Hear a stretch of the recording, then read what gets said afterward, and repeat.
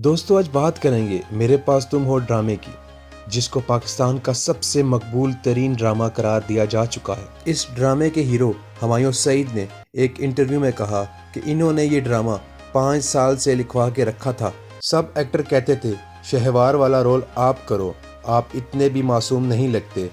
और महविश, जिनका नाम आयजा है, वो ये ड्रामा नहीं करना चाहती थी।